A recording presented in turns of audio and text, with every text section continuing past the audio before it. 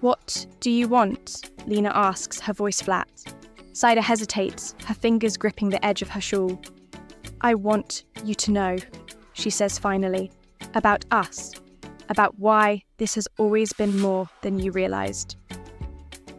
Then tell me, Lina snaps, standing. Stop speaking in riddles. What don't I know? The storm has passed, leaving the village of Tabari in uneasy silence. Lina sits on the edge of the riverbank, her eyes fixed on the rippling water. She clutches her knees to her chest, replaying the confrontation with Saida in her mind. The words still sting, sharper than the cold wind brushing against her face. I wanted to hate you, Saida had said, her voice trembling with suppressed emotion. You think it's all about you, Lina, but you don't know the truth. You've never asked. Those words echo now, louder than the rushing river. Lina shakes her head, trying to push them away. What truth? She knows her own family's struggles. Her father's distant demeanour, her mother's insistence on hard work, and the sacrifices they made to survive. How could there be more she didn't know? Behind her, the sound of approaching footsteps snaps her from her thoughts.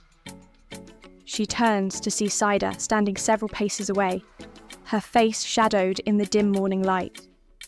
Saida's expression is a mix of anger and something else, something Lina can't quite name. What do you want? Lina asks, her voice flat. Saida hesitates, her fingers gripping the edge of her shawl. I want you to know, she says finally, about us, about why this has always been more than you realized. Then tell me, Lina snaps, standing. Stop speaking in riddles. What don't I know? Saida steps closer, her voice low.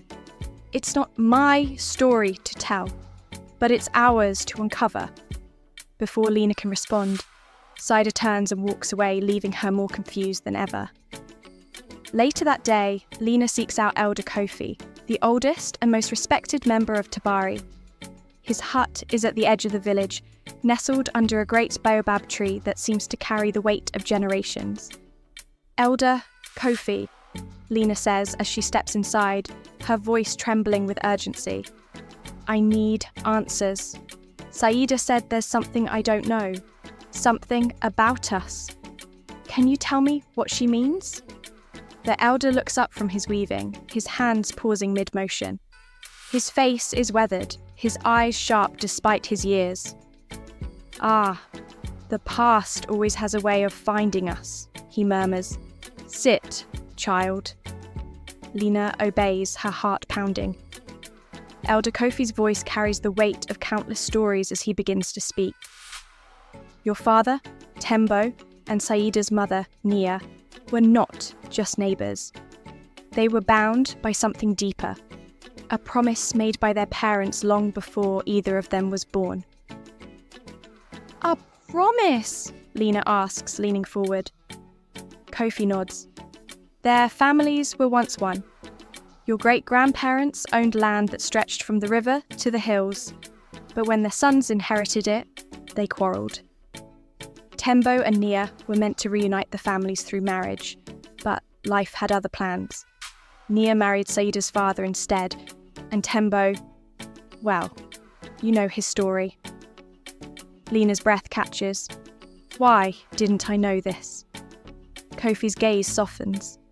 Because pain buries the truth, child, and some wounds are too deep to share.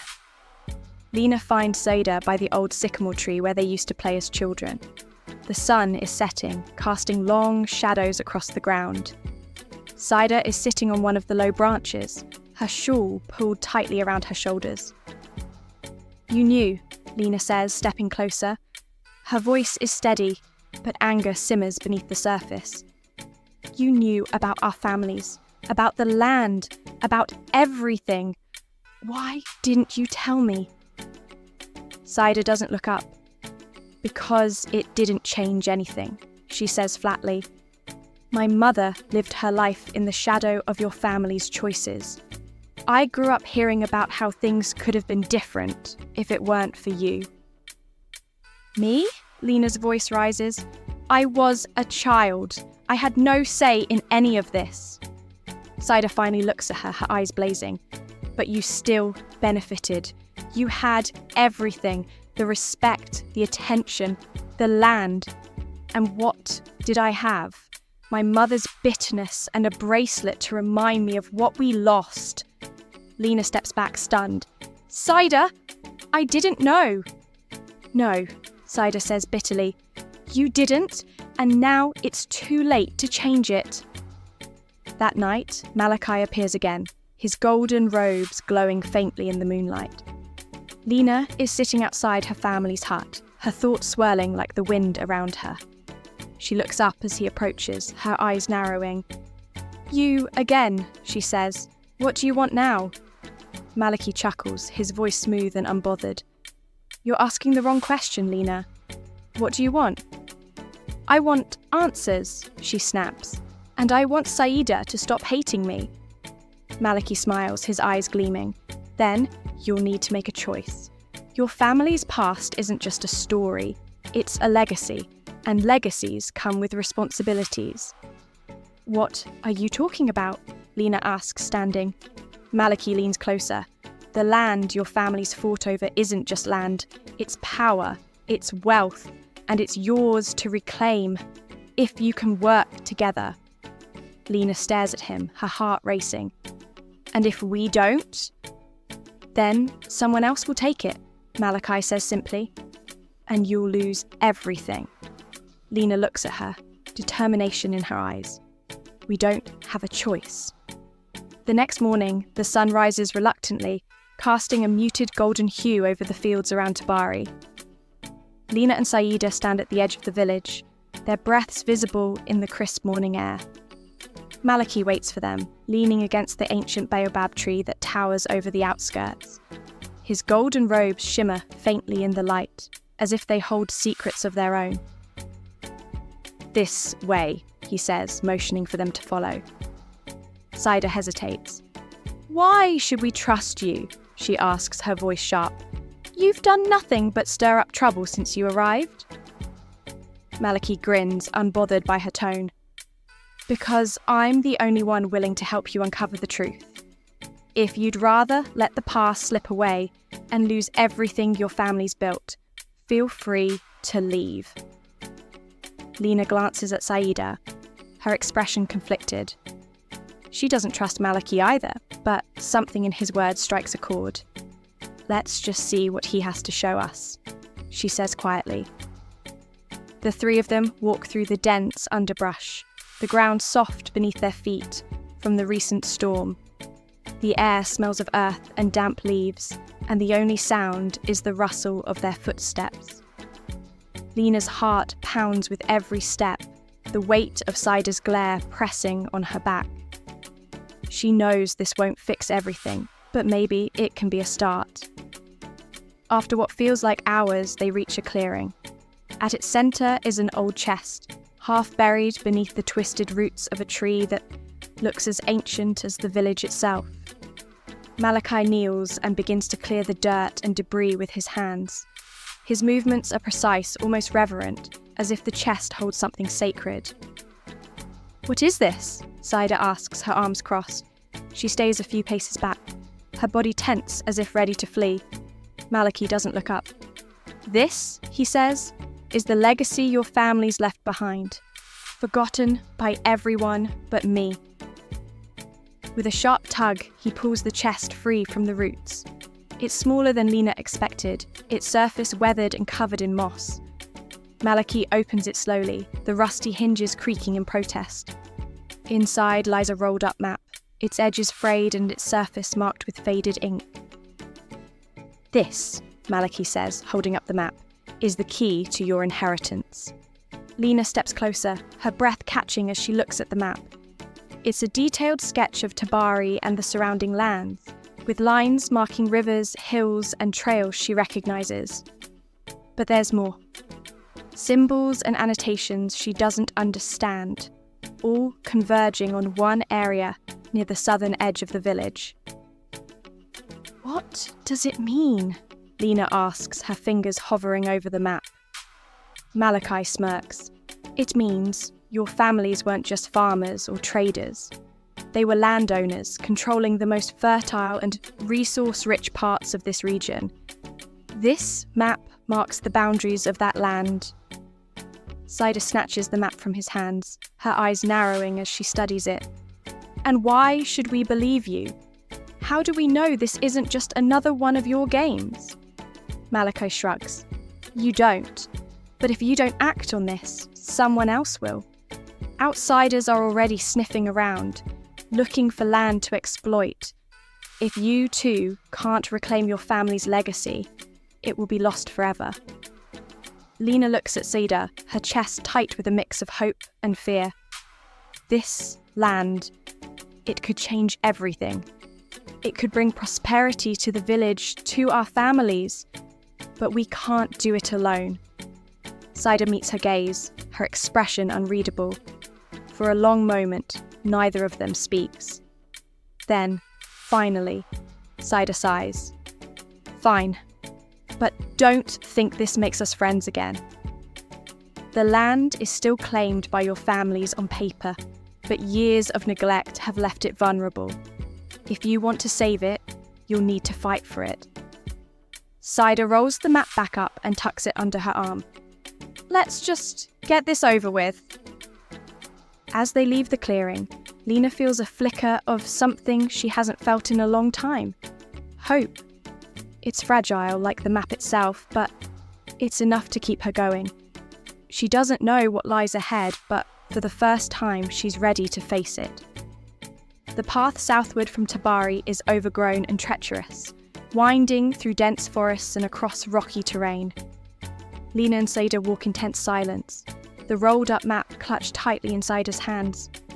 Malaki leads the way, his movements quick and deliberate, as though he knows the land intimately. The air grows heavier as they leave the familiar comfort of the village.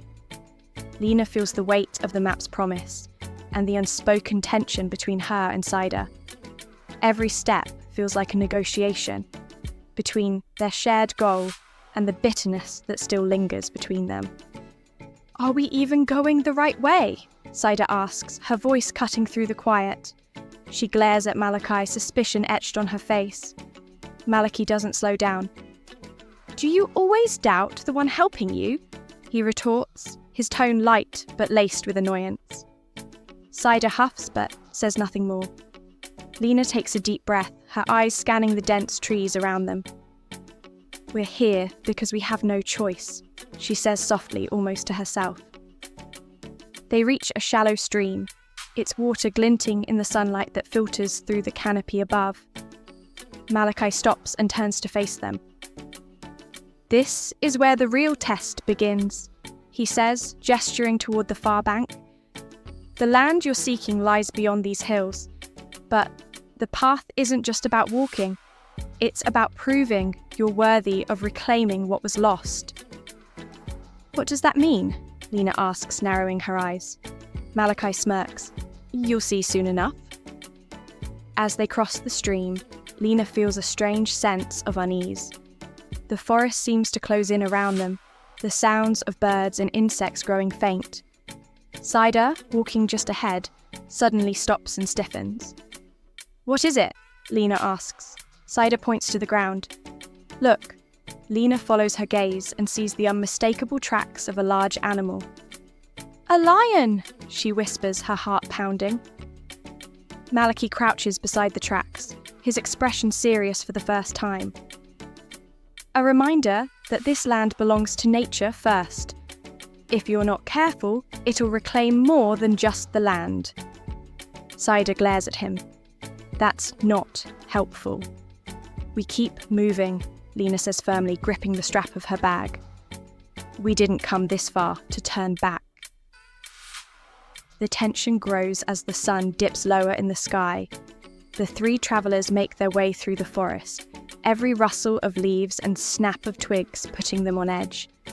The lion tracks remain fresh, a constant reminder of the danger lurking nearby. We need to stop and rest, Lina says finally, her voice tired but resolute.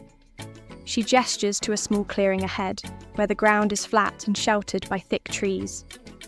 Saida hesitates, but eventually nods. Fine, but only for a while. Malaki sets down his pack and begins gathering dry wood for a fire. Lina helps him, grateful for the distraction. Saida sits apart from them, her back against a tree, clutching the map tightly as if it might disappear. "Why are you so quiet all of a sudden?" Lina asks, glancing at her. Saida doesn't look up. "I'm thinking." "About what?" Saida's grip tightens on the map. "About whether this is even worth it." Lina feels a surge of frustration, but pushes it down. "It's worth it if we make it worth it.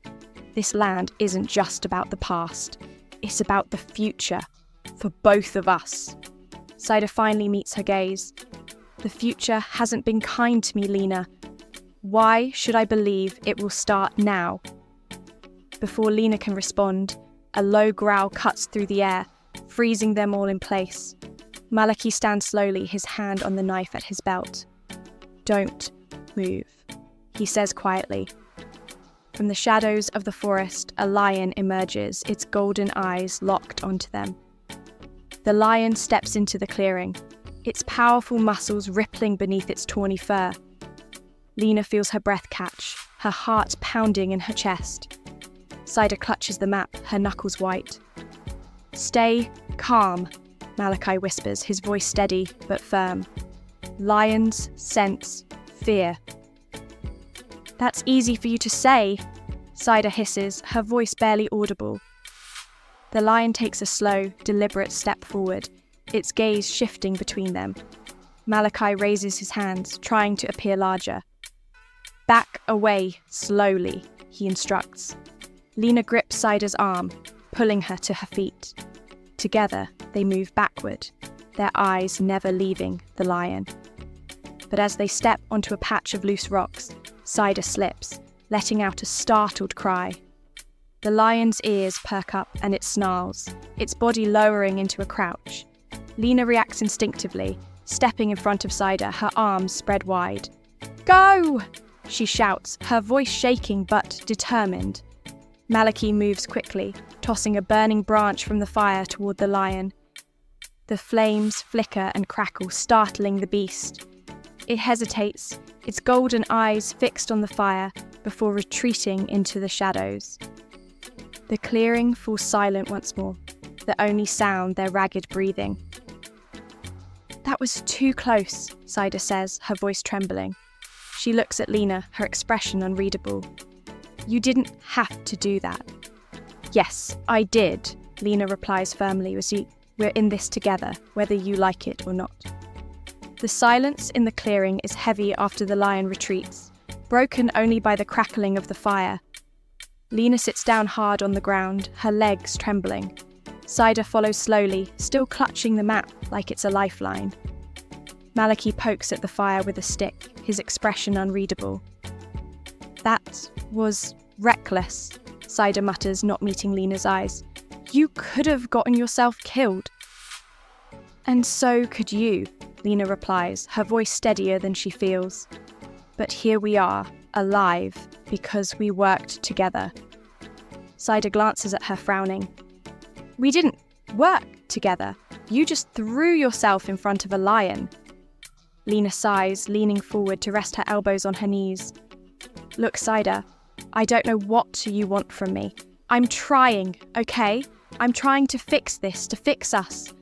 But I can't do it alone." Saida's lips press into a thin line. She studies the map in her hands, the edges frayed from her grip. "Fixing us won't change what happened to our families." "No, it won't," Lina agrees. "But it could change what happens next. Isn't that worth trying for?" Saida doesn't answer. Instead, she spreads the map out on the ground between them. The faded lines and symbols seem to glow in the firelight, a promise of something neither of them fully understands. Malaki clears his throat, breaking the moment. "If you're done arguing, we should talk about what's ahead. You're close to the land, but the hardest part is still to come." Lina looks up at him. "What do you mean?" Malaki leans back, his golden robes catching the firelight. The land isn't just something you can claim. It's tied to the village, to the people. If you too can't prove you're worthy of it, the elders won't let you keep it. And after what happened today, I'm not sure either of you trusts the other enough to make that happen. Saida bristles, her eyes narrowing. We don't need to prove anything to you. Malaki smirks. No, but you do need to prove it to them. The following day, Lina and Saida stand before the elders of Tabari, the map laid out on a wooden table between them. The village square is crowded with onlookers, their whispers filling the air like the rustling of leaves. Lina's heart pounds in her chest as she glances at Saida, who looks equally tense. Elder Kofi steps forward, his gaze sweeping over the two young women. You claim to have found the key to your family's legacy, he says, his voice deep and steady. But a map is only a piece of paper. What have you done to show you are ready to reclaim what was lost? Lina takes a deep breath and steps forward.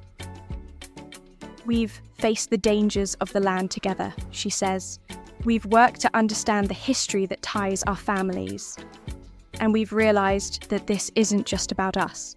It's about the village, about everyone. Saida hesitates, then steps up beside her. It hasn't been easy, she admits, her voice quieter. And I'm still not sure if we'll ever fully trust each other. But we've come this far. We can't let the mistakes of the past destroy what could be. The elders exchange glances, their expressions unreadable. Kofi nods slowly. The land is more than soil and water. It is the spirit of Tabari. If you are to reclaim it, you must care for it, and for each other. Malaki watches from the edge of the square, a faint smile on his lips. Lina catches his eye, but he gives her no sign of approval or disapproval. He simply turns and begins walking away, his golden robes disappearing into the crowd. As the elders deliberate, Lina and Saida stand side by side in tense silence. Finally, Kofi speaks. The land is yours to reclaim. But remember this, it belongs not to you alone, but to the village. Treat it well, or it will slip through your fingers once more. The crowd erupts in cheers, but Lina and Saida remain still, the weight of the moment settling over them. Saida glances at Lina, her expression softer than it's been in years. I still don't know if I can forgive everything, she says quietly. Neither do I, Lina replies. But maybe this is a start. Saida nods, a small, hesitant smile tugging at her lips. Together, they roll up the map and step forward, their future uncertain but shared. Thank you for watching this incredible story unfold. If you were captivated by Lina and Saida's journey, there's so much more to explore. Don't forget to hit the subscribe button and join our growing community of story lovers. Your thoughts mean everything to us. What would you have done in Lina or Saida's place? Did the ending surprise you? Share your insights and reflections in the comments. We love hearing your perspectives. And if you enjoyed this story, share it with your friends and family. Let's spread the magic of these tales far and wide. Your support helps us create even more stories that inspire, entertain, and connect us all.